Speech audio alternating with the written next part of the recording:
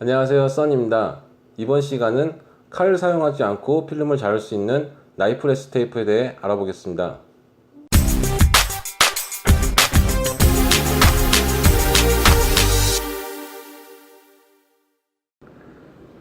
나이프레스 테이프는 원하는 디자인의 모양으로 필름을 차량 위에서 데미지 없이 자를 수 있습니다. 아직 반커팅 방법이 익숙하지 않을 때 사용할 수 있고요.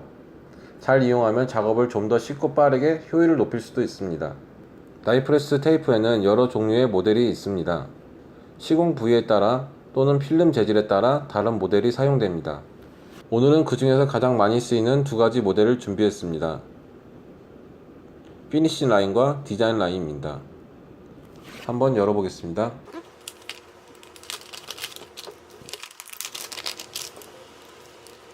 두 모델의 가장 큰 차이점으로는 피니시 라인은 테이프 안쪽이 흰색으로 되어 있고 디자인 라인은 노란색입니다.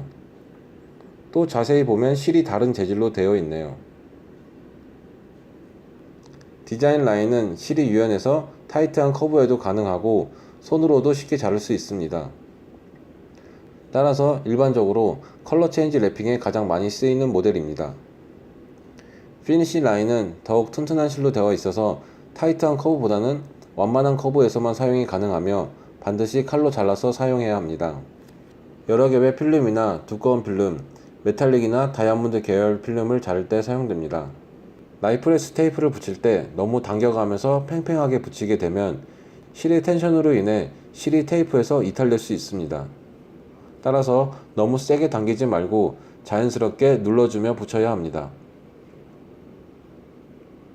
필름을 커팅할 부분에 충분한 여유를 두고 나이프레스 테이프를 붙이고 그 다음 필름을 붙입니다.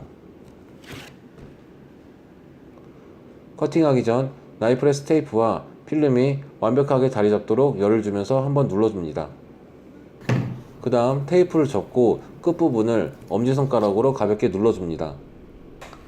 다음 실이 테이프를 자를 수 있도록 순간적으로 테이프를 잡아당겨 커팅을 시작합니다.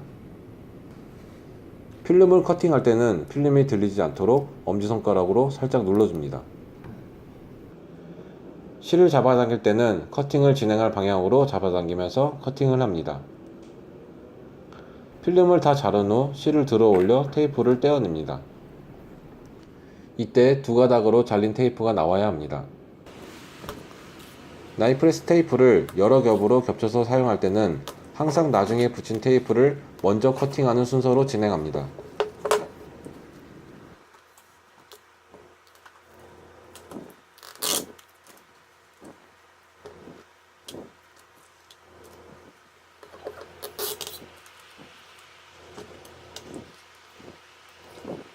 필름 밑에 테이프가 남아있지 않은지 확인 후 열을 주어 필름 끝단을 정리하고 마무리합니다. 이번 시간은 나이프레스 테이프 사용 방법에 대해 알아보았는데요. 도움이 되었다면 구독과 좋아요 부탁드립니다. 감사합니다.